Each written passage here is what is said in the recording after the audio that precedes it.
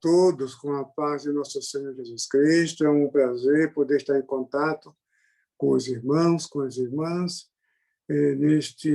nesta noite, neste evento tão importante que tem por tema, isso aí é maio teológico, né? Mas o tema é a teologia pentecostal, né?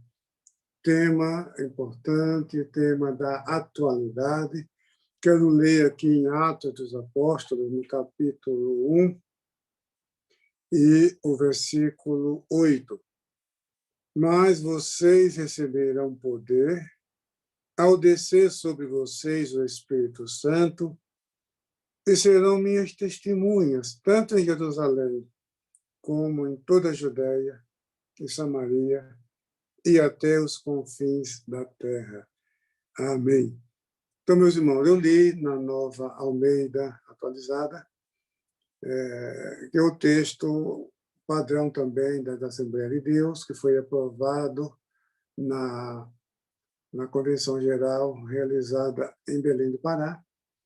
Então, nós temos dois textos bíblicos como padrão. Temos a Almeida Corrigida, que é a tradicional, e temos também a Almeida Atualizada, que é uma linguagem do nosso tempo, né? Os dois textos são fidedignos, transmitem a mensagem revelada na Palavra de Deus, mas a Nova Almeida Atualizada ela é específica mais pela sua oralidade, para a leitura em público, a leitura no culto, a leitura do púlpito, e também uma linguagem mais acessível, principalmente para o público não evangélico que não está familiarizado com a Bíblia, com a Palavra de Deus, né? E também própria também para a nova geração. Muito bem. Mas ambas são excelentes. Eu leio a Nova Almeida Atualizada e, de vez em quando, eu comparo com a corrigida, que muitas vezes nos chama atenção. Muito bem. Mas eu adotei, desde o início da minha fé, o seguinte: quando eu encontro um texto difícil na Bíblia, hoje, graças a Deus, eu tenho muitos comentários bíblicos, temos dicionários, enciclopédias e tudo mais. Então, não é difícil procurar entender um texto difícil, pela multidão de livros que, graças a Deus, eu tenho hoje. Mas, no início da minha fé, eu não tinha isso. Então, como eu me virava? Era comparando outras traduções.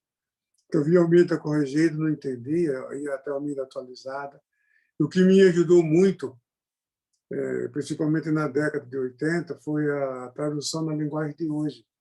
Porque aquilo ali é uma paráfrase, né? A paráfrase é uma tradução que procura explicar na própria tradução o texto, né? Então, não é muito confiável, porque entra muitas vezes o pensamento teológico do tradutor, mas ajuda, muito bem. Então, eu li esse texto porque a teologia pentecostal, na verdade,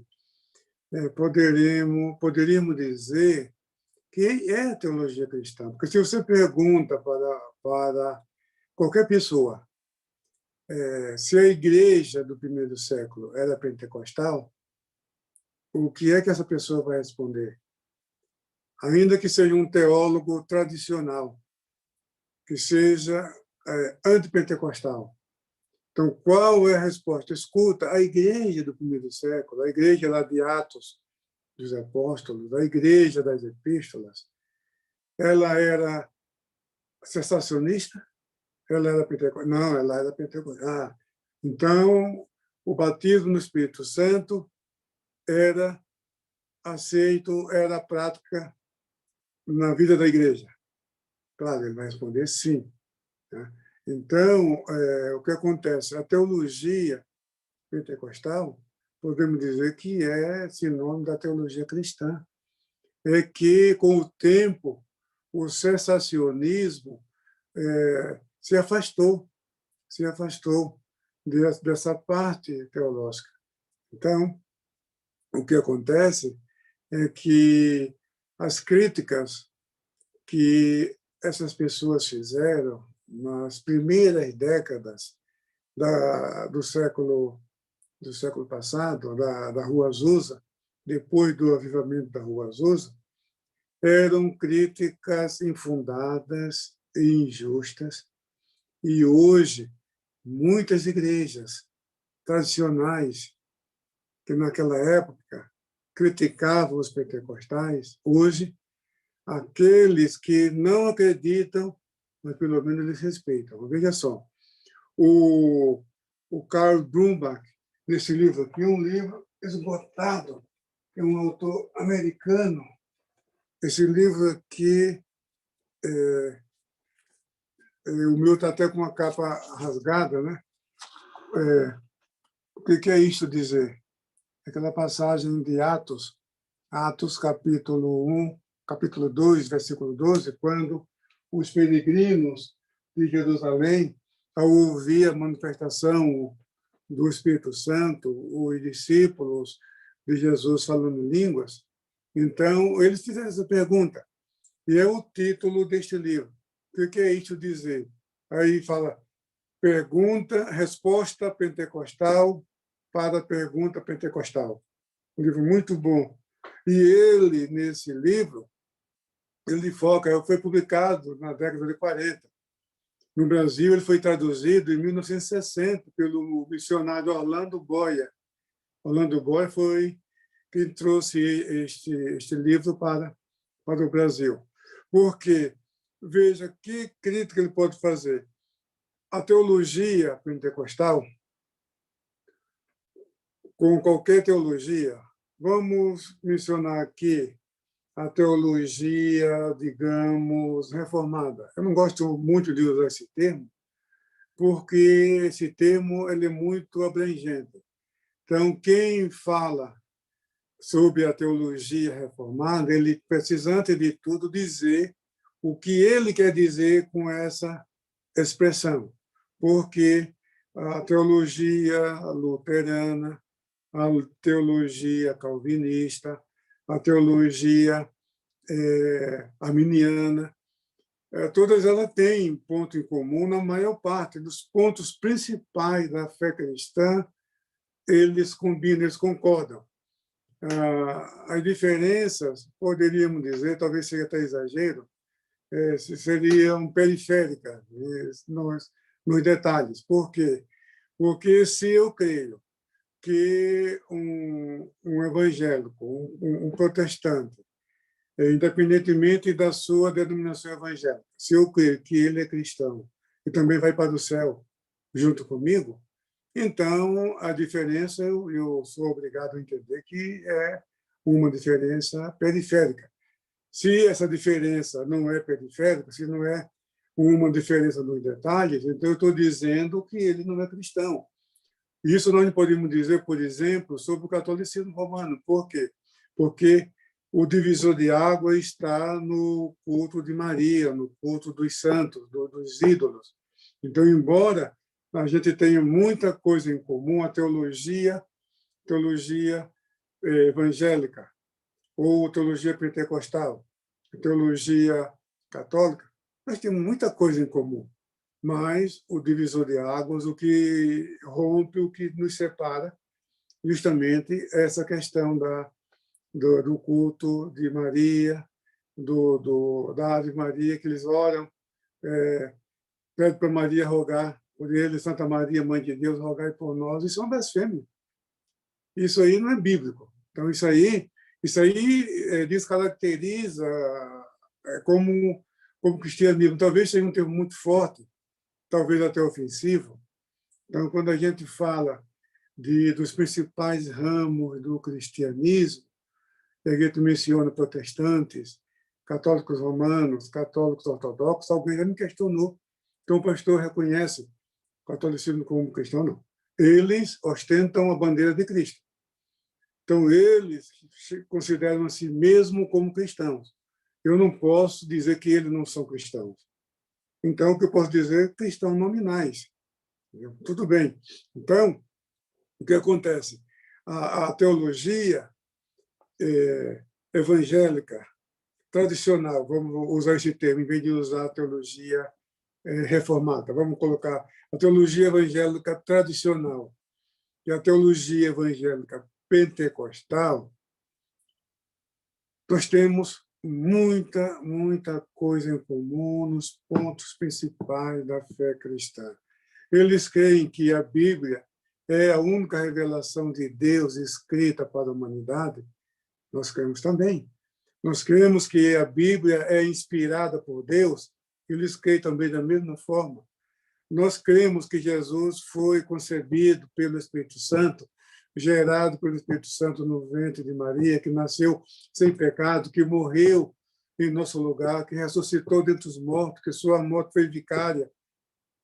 E pela fé em Jesus nós somos salvos. Eles creem também da mesma forma. Nós cremos que todos os seres humanos nasceram no pecado, que necessitam de uma reconciliação com Deus, e que só Jesus pode salvá-los. Nós cremos da mesma forma. Que Jesus voltou para o céu, nós cremos da mesma forma. Então, a nossa maneira de viver, o nosso modus operandi, nosso modus vivendi,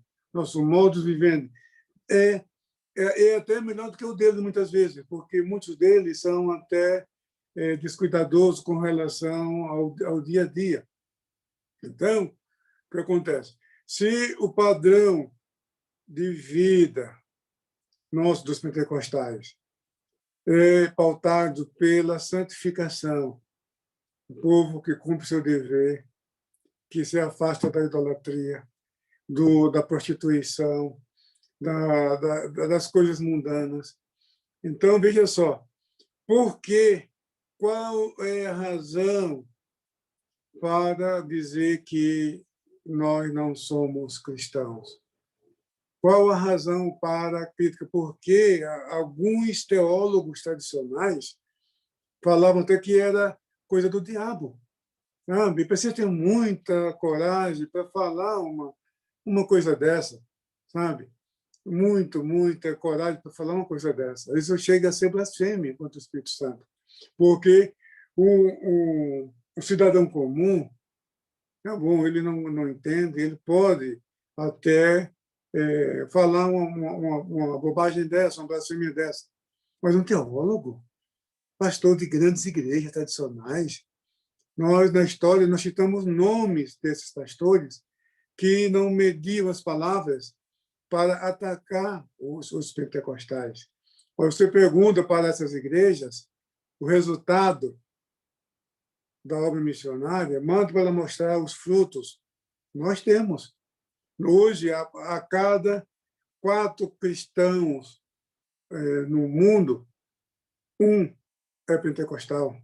Isso não é pouca coisa, são 25%. Eu não estou dizendo dos evangélicos, estou falando dos cristãos, incluindo os cristãos nominais, incluindo os católicos romanos, os católicos ortodoxos.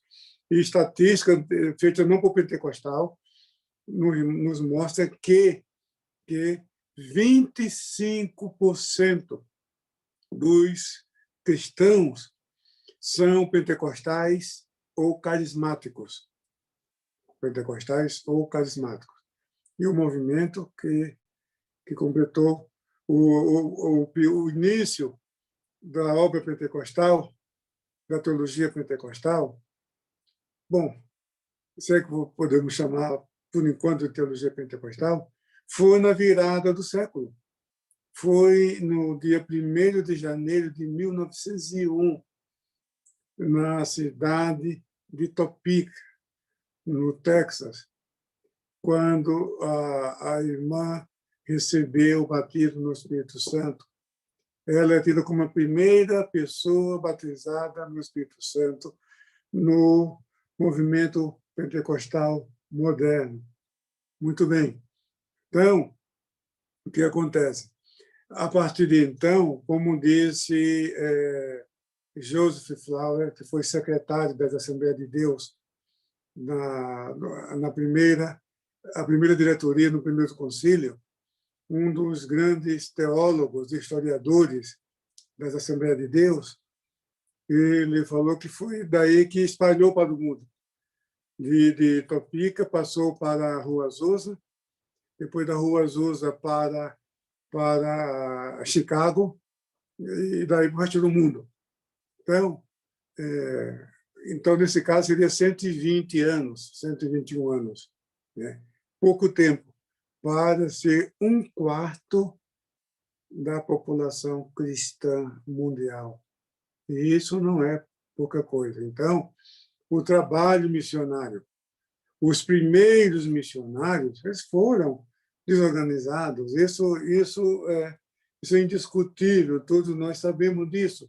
Nós temos aqui este livro, ele conta a obra missionária dos pentecostais. Né?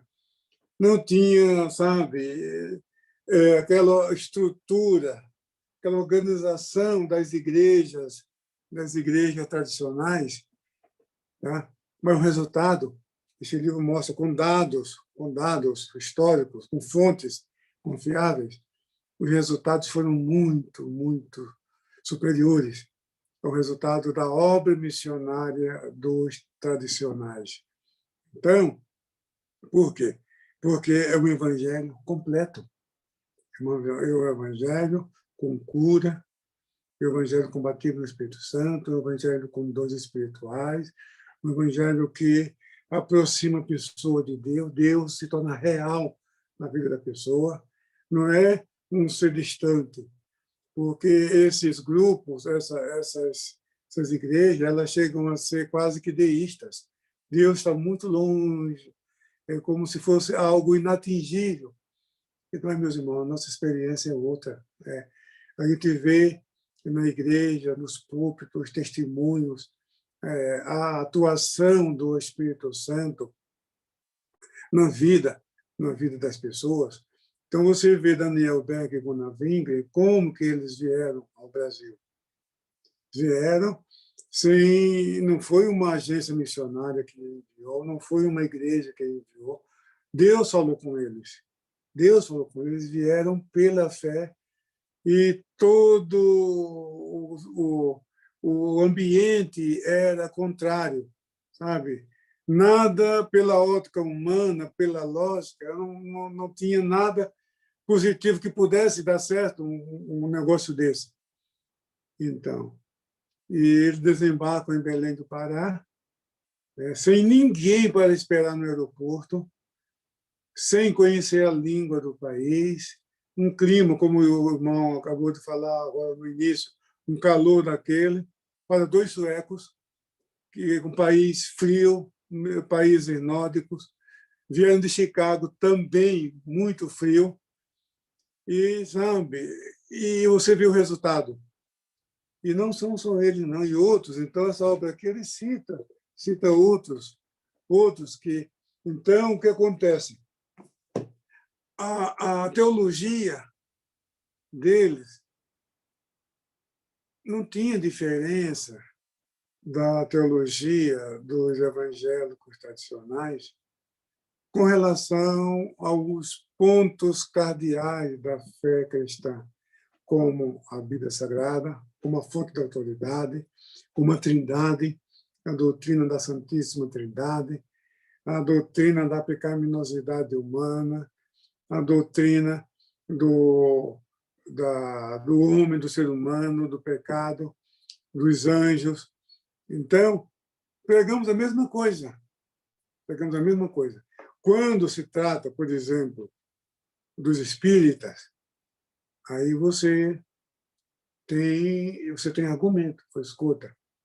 Eu posso dizer que ali não pode ser o Espírito Santo, porque eles não glorificam Jesus.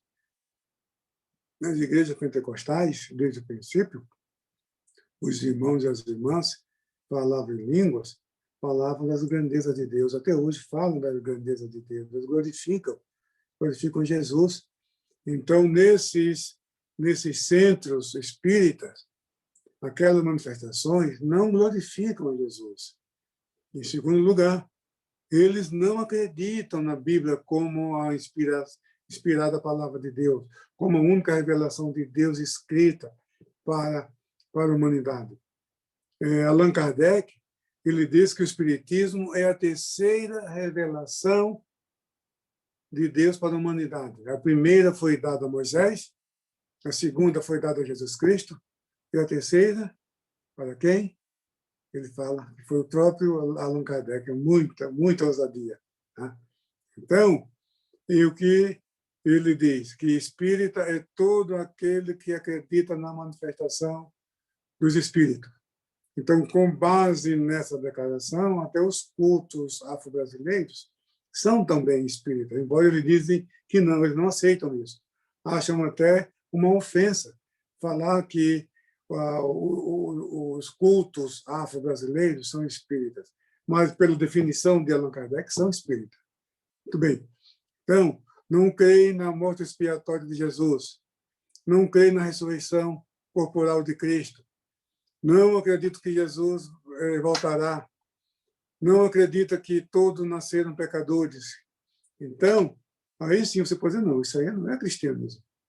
Isso aí está completamente fora, isso aí é outra religião. É outra religião. Agora, os pentecostais, que sempre manifestaram essa crença, na mesmas crenças dessas igrejas evangélicas tradicionais, e ainda com um padrão de vida realmente no temor de Deus, agora, criticar essa teologia, isso não faz sentido. Então, o que houve é que, muito cedo, na história da Igreja, no segundo século, aquele cristianismo vívido, aquela experiência com o Cristo vivo ressuscitado, onde todos os crentes falavam de Jesus, embora sob perseguição, falavam da palavra de Deus. Então, isso, com o tempo, foi diminuindo, mas nunca foi extinto. Nunca foi extinto.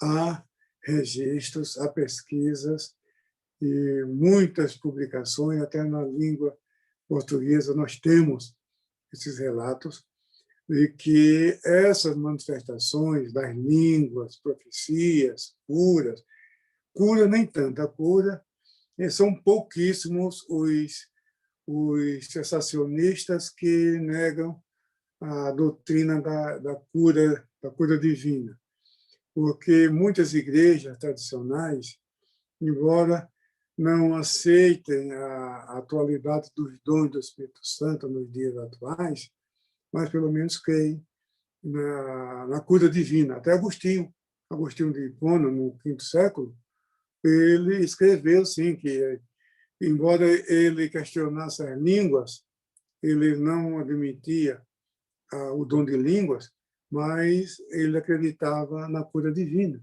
Não somente Agostinho de Hipona, outros pais da igreja, na Idade Média.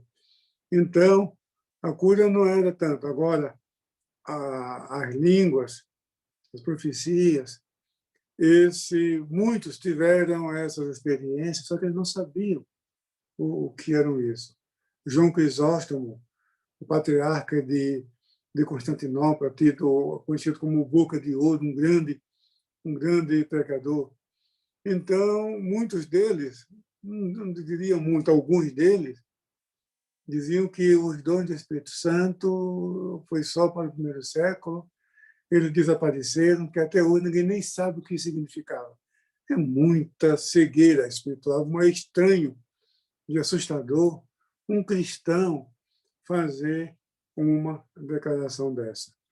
Então, perguntando, essa teologia, chamada teologia pentecostal, eu tenho muito cuidado para não passar a imagem de que a teologia pentecostal seja vamos assim dizer, um complemento ou um apêndice da teologia tradicional. Não, A teologia pentecostal é a teologia cristã. O que acontece é que os reformadores foram seduzidos, preste atenção, os reformadores, eu particularmente tenho admiração, respeito pela reforma, pelos reformadores, Martinho Lutero, Felipe Melanchthon, Calvino, o reformador de Zurique, lá, escapou o nome dele agora, que foi logo depois de Lutero e antes de Calvino, Zwingli, o Ulrich Zwingli. Então, esses homens realmente, Deus usou poderosamente esses homens numa época crítica, numa época muito, muito difícil. Eles estavam saindo da Idade Média. Então, a gente tem que tirar o chapéu para esses homens. Realmente, nós respeitamos. Mas só que eles não viram tudo, sabe? Ali temos que reconhecer isso. Eles temos que reconhecer que eram homens da sua geração, do seu tempo. Então, eles foram seduzidos pelo sensacionismo da Idade Média. Tá? Então, eles venceram muitas etapas teológicas, mas, infelizmente, isso eles não tiveram tempo. Não era a época. Eu lembro que eu estava dando uma entrevista no programa de televisão em Rio Branco, na comemoração dos 500 anos da Reforma Protestante, e veio uma pergunta, que era um programa ao vivo, veio uma pergunta, qual foi o maior movimento espiritual da história depois da Reforma Protestante? Eu falei, foi a Rua Azusa. Depois da Reforma Protestante, o maior avivamento espiritual, o maior despertamento espiritual foi exatamente o avivamento da Rua Azusa, que durou 1000 dias, desde abril de 1906 até 1910, 1909, 1910, mais ou menos por aí. Eram 3 cultos por dia, de manhã, à tarde e à noite, e não tinha hora para terminar. E ali pessoas eram batizadas no Espírito Santo, recebiam dons espirituais, pessoas aceitavam Jesus, até teólogos, doutores em teologia das igrejas tradicionais, movidos pela curiosidade, iam até lá e eram também batizados no Espírito Santo. Foi algo realmente algo extraordinário. Agora, sim, o que acontece é que os pais pentecostais, os pioneiros da obra pentecostal, como Charles Parham, como Joseph Seymour e como Durant, William Durant e outros da primeira geração dos pentecostais, eles queriam distanciamento do denominacionismo. Então, eles não se preocuparam. Isso refletiu aqui também no Brasil. Veja que o primeiro Instituto Bíblico aqui no Brasil ele foi fundado em 1958. Então, tivemos um hiato de quase 40 anos, cerca de 40 anos. Mas por quê? Os nossos pais não amavam a Bíblia? Não é isso. Eles eram bíblicos, conheciam a Bíblia. E conheciam, olha, eu estou para dizer, muito mais do que muitos teólogos de hoje. Estou falando de teólogos assembleianos. Eles, é só você vê os hinos da harpa cristã, você não vê ali um deslize teológico. Então, você vê, e eles, é uma coisa que me chama a atenção,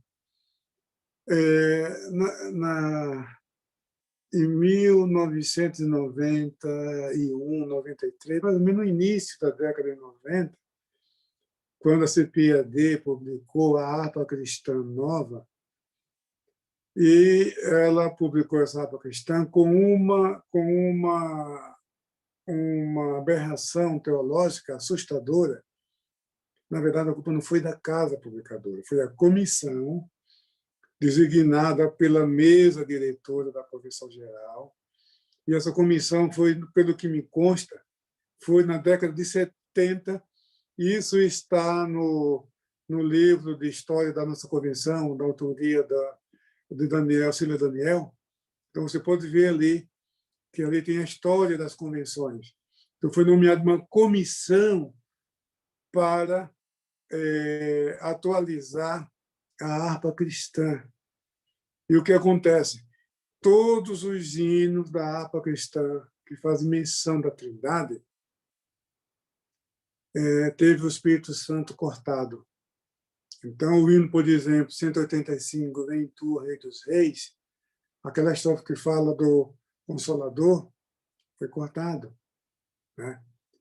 O hino, por exemplo, o hino 10, que fala também da Trindade, a estrofe que fala do Espírito Santo foi cortado, ficou uma trindade de duas pessoas, foi uma coisa horrorosa, foi realmente.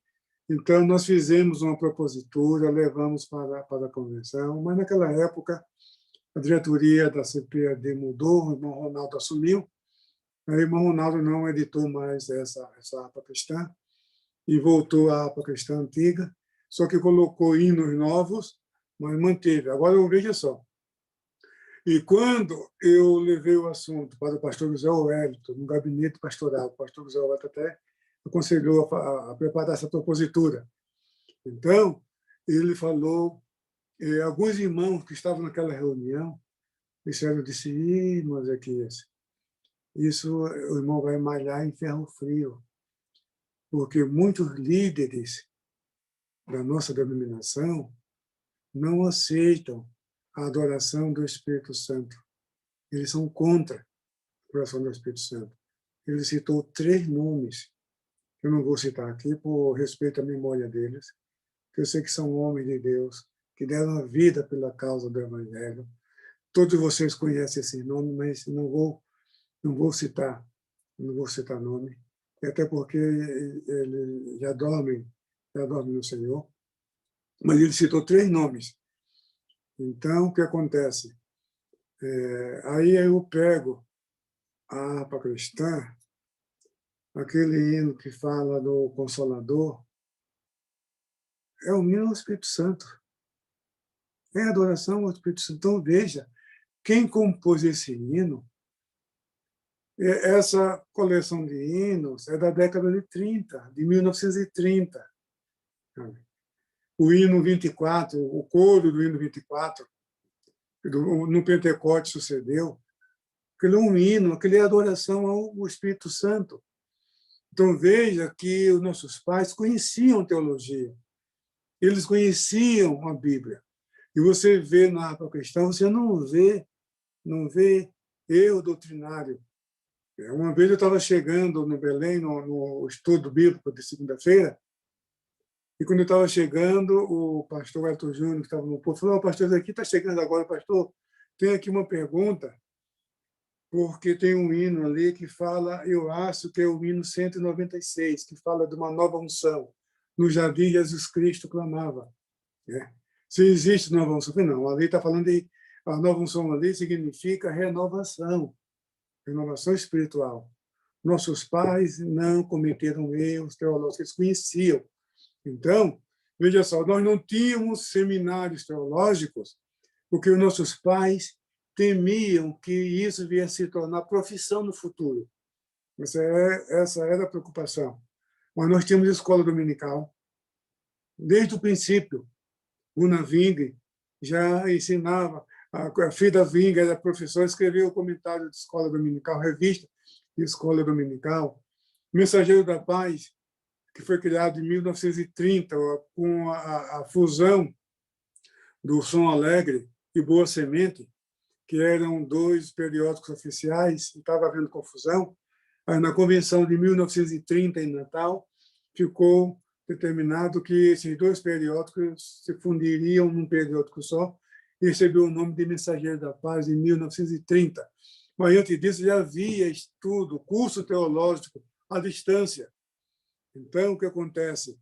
a escola bíblica de obreiro que os suecos trouxeram, ensino da palavra de Deus para líderes, para todos aqueles desejosos de conhecer a palavra de Deus. Então, nossos pais, eles conheciam a Bíblia, amavam a Bíblia, estudavam a Bíblia. E a teologia deles não tinha heresia nenhuma, não. Agora, sim, era uma teologia pentecostal. Por que pentecostal? Porque era uma teologia completa. Era uma teologia, quando Nandielberg pregava Jesus Cristo, Jesus salva, cura, batismo no Espírito Santo, breve voltará, aí nós temos esse quadrilátero, esses 4 pontos da fé pentecostal, que envolve toda a teologia cristã. Então, quando fala que Jesus salva, está dizendo que ele é Salvador, que ele é Deus, que existe uma Trindade, que ele é a segunda pessoa da Trindade, que batiza no Espírito Santo, está falando que Deus está próximo de nós, Deus não está distante de nós, como Paulo pregou lá em Atenas, em Atos 17, que Deus não está longe de cada um de nós. Então, essa teologia ela foi sistematizada posteriormente. Meyer Pilma escreveu Conhecendo as Doutrinas da Bíblia, em 1937. Então, foi publicado uma teologia sistemática em 3 volumes, um pouco antes de Meyer Pilma. Então, no Brasil, a Meyer Pilma chegou já na década de 60. Só que não tem como título teologia sistemática, mas conhecendo as doutrinas da Bíblia. Mas ali é teologia pentecostal assembleiana. Então, agora, assim, na teologia pentecostal, há, sim, algumas diferenças no tocante ao batismo no Espírito Santo, e isso também entre os carismáticos também. Então, quando eu falo do carismático, é bom explicar, porque na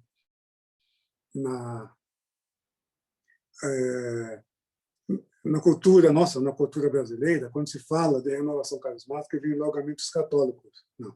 Os carismáticos são os pentecostais que permaneceram nas suas igrejas de origem, suas igrejas tradicionais. Porque antes da década de 60, de 1960, quando alguém era batizado no Espírito Santo, tinha 2 opções: ou ser expulso da igreja ou se tornar pentecostal, ou se unir a nós, ou eram expulsos. Mas, a partir de 1960, o que aconteceu? Eles perceberam que muitos eram batizados no Espírito Santo lá também, nas igrejas episcopais, presbiterianas, metodistas, e assim por diante. Muito bem. Então, eles nos taxaram de pentecostais clássicos, porque eles não queriam se identificar com os pentecostais pioneiros. Então, eles chamavam a si mesmos de carismáticos. E eles criam no dom do Espírito Santo, na atualidade dos dons do Espírito Santo, mas não queriam se misturar com os pentecostais, porque era tido como pobre, da classe social de nível realmente inferior. Então, eles tinham esses preconceitos que eles têm até hoje. Então, não queriam correr o risco de se identificar com esses pentecostais. Então, eles chamavam de pentecostais clássicos. Então, hoje, nós entendemos porque pentecostal clássico é um termo muito também como o termo reformado, teologia reformada. Então, quando eu falo de pentecostalismo clássico, eu tenho que explicar o que eu quero dizer com isso. Então, a melhor expressão é dizer que os pentecostais clássicos são as igrejas dos primeiros 25 anos do século XX. Aí fica muito abrangente, porque temos pentecostais hoje que não acreditam que a glossolalia, a manifestação das línguas, seja uma evidência física inicial do batismo no Espírito Santo. E não somente isso, não aceitam a ideia de ser o batismo no Espírito Santo uma experiência pós-conversão. Então, eu li de propósito no início dessa palestra, antes de encerrar aqui, eu quero dizer que eu li essa passagem, porque quando Jesus falou que vocês que fiquem em Jerusalém, diz aqui, mas vocês receberão poder ao descer sobre vocês o Espírito Santo, e serão minhas testemunhas, tanto em Jerusalém como em toda a Judéia e Samaria e até os confins da terra. Então, Jesus está falando isso para os seus discípulos, que já tinham o Espírito Santo, que já eram crentes em Jesus, que já eram nascidos de novo. E aqui ele está dizendo que o batismo no Espírito Santo é um revestimento de poder. Essa experiência aconteceu no dia de Pentecostes. Isso, até mesmo os não pentecostais admitem isso. Quando você lê no versículo 5, versículos 4 e 5, quando diz o seguinte: não se afastem de Jerusalém, mas esperem a promessa do Pai, a qual vocês ouviram de mim, porque João, na verdade, batizou com água, mas vocês serão batizados com o Espírito Santo dentro de poucos dias. Então, aquela promessa anunciada por João Batista, ela foi reafirmada aqui e se cumpriu no dia de Pentecostes, e Pedro falou quando ele apresentou o relatório da experiência da casa de Cornélio. Ele falou que aquela experiência é o batismo no Espírito Santo.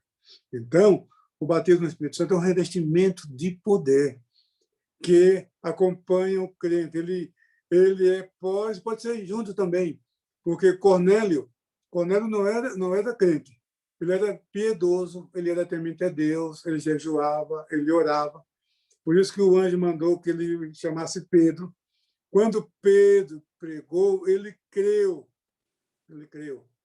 Então, quando o Espírito Santo desceu e ele, com a sua equipe, o seu pessoal, como ele falou línguas, então ele aceitou Jesus, imediatamente foi batizado no Espírito Santo. Eu já vi essa experiência. Eu já levei pessoa comigo até a frente que aceitou Jesus, e na hora que ele se ajoelhou para receber a oração, Jesus batizou no Espírito Santo. Então, na declaração de fé, fala isso também, que o batismo no Espírito Santo é um revestimento de poder que vem após a salvação ou junto com a salvação. Mas não é a mesma coisa, é independente. O batismo no Espírito Santo não é salvação. As igrejas evangélicas tradicionais confundem isso.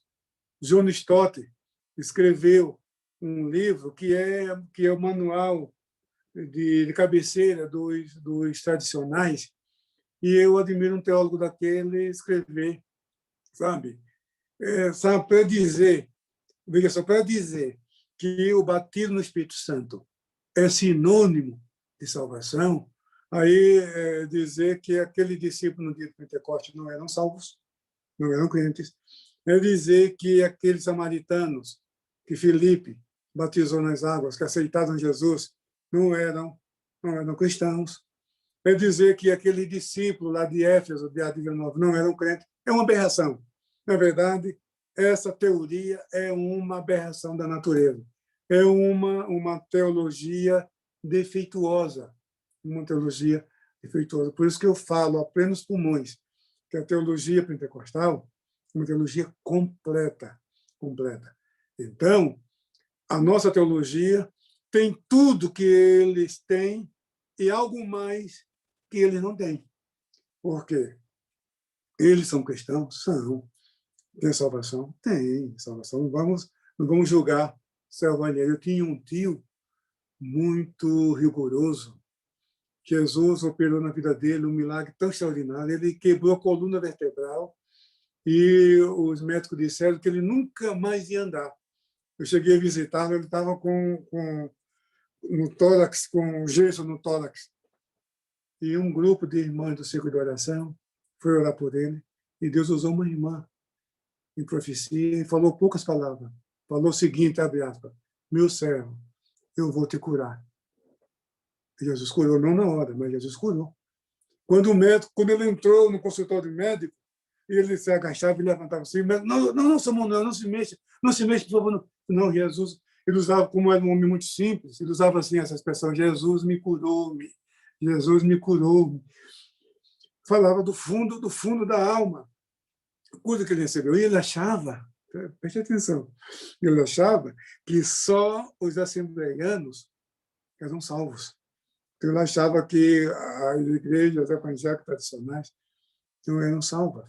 Mas uma vez, depois do almoço, ele estava descansando e estava meditando, contemplando as coisas de Deus, e o Espírito Santo falou com ele. Falou, eles são meus servos também, eles são crentes também. A questão é que eles acreditam até ali. Então, eles recebem até ali. Então, ele teve aquele susto. O Espírito Santo falou de maneira audível, ele nunca mais, ele não contou essa experiência. Então, o que acontece é o seguinte, é que eles acreditam até ali. Então, ele quer que Jesus salva, então ele é salvo. Quem sou eu para dizer que ele não é salvo? Quem sou eu para dizer que ele não é cristão?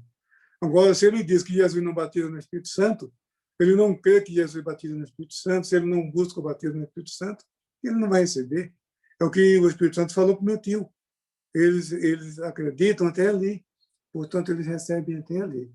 Então, eu concluo dizendo que a teologia pentecostal é uma teologia completa, que prega, que ensina que Jesus salva, cura, batiza no Espírito Santo e volta para o céu.